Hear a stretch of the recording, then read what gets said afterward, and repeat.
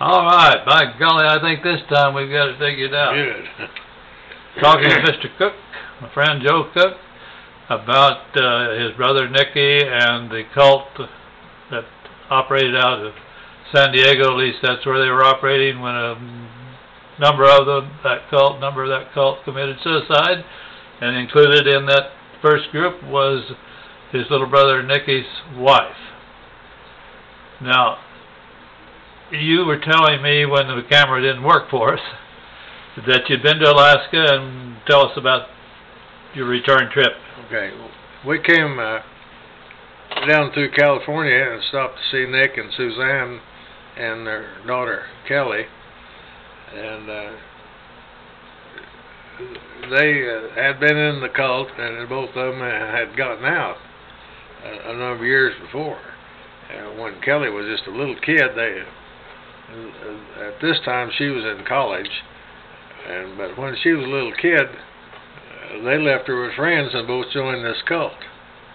And Nick stayed in it for a while and finally got out and said that he couldn't live up to their standards. He couldn't live a perfect life. But he seemed to think, it was all right, but he just couldn't do it. And so anyway,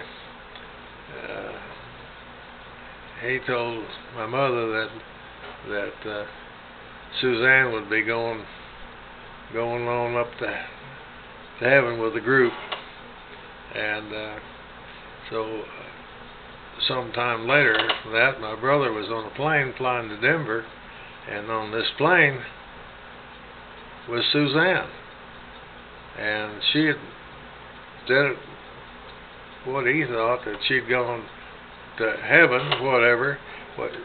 She had been down in Houston with this group, and they kind of broke up.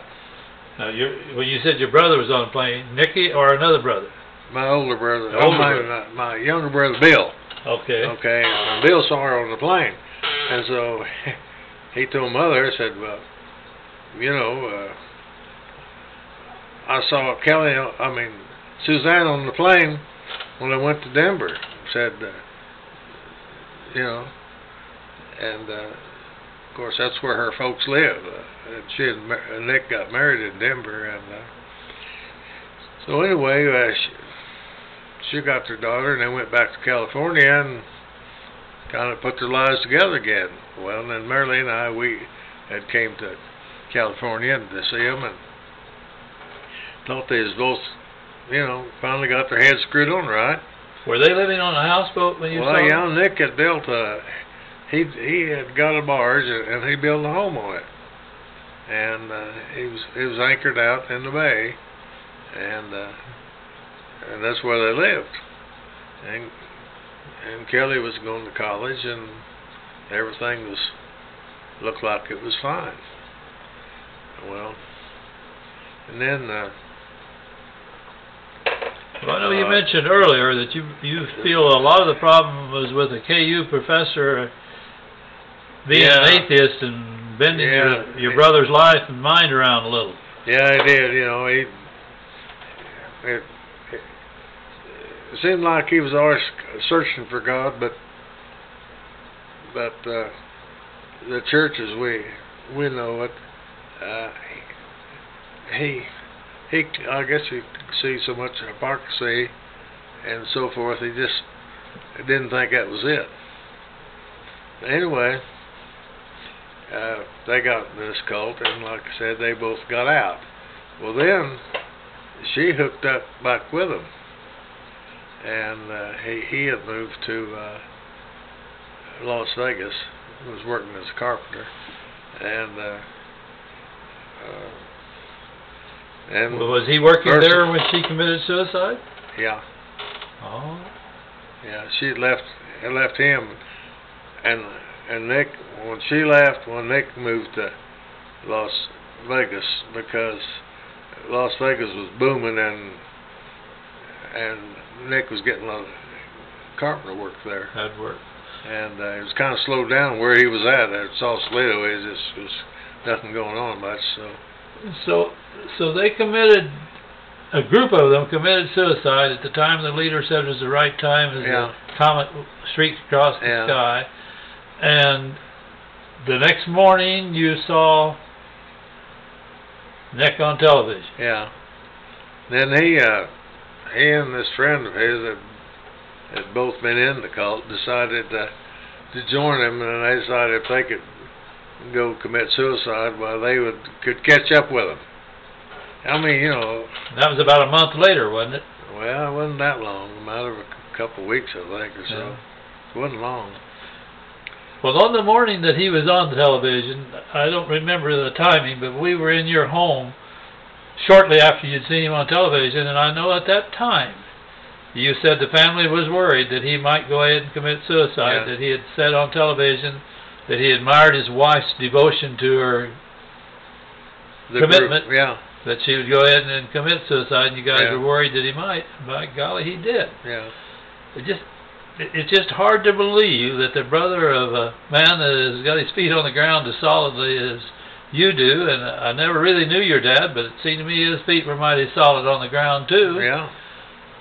And to think that a bright boy would get involved in something like this and give his life just is hard for me to comprehend. And I've always felt a little guilty about it because that problem we had in school, that schools don't really know how to work with really bright kids. It's a handicap, unfortunately, to be really bright in a public school. Now, that might not be true in all public schools, but in the small to middle-sized schools that I worked in, I got to say, we didn't know how.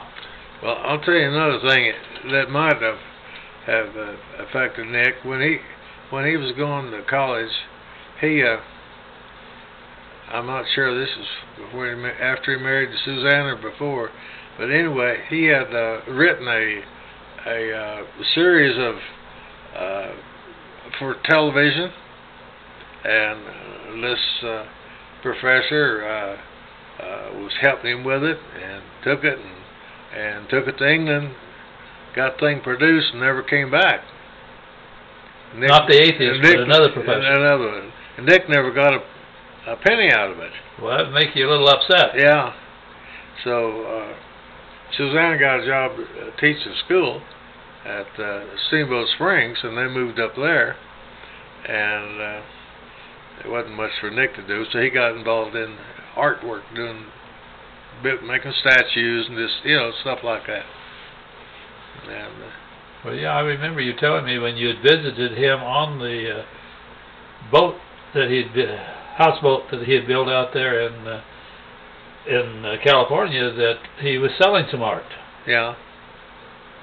Yeah, and in fact, this community that there at Sausalito, which is a bunch of old boats and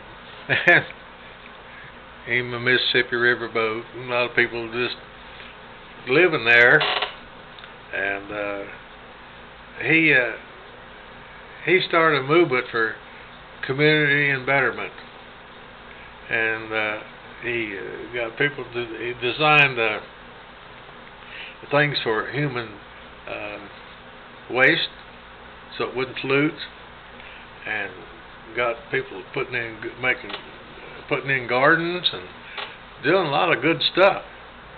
And Nick had a big woodworking shop there. It was doing a lot of stuff. He had built a computer desk, and it was designed to 30 seconds. Let the guy relax a little while he's working, change his position, and so it wouldn't mess up his just sitting there, for too long a time. So obviously a bright, creative mind. Yeah, and wasted in that cult thing. Yeah. Cults are hard to understand. Yeah, it is. And it's hardest of all, I'm sure, to understand when it affects your own brother. Yeah. Takes his life. Joe, thank you for being a patient interviewee. I think your family will enjoy looking at these, just like my family will also. Thank you.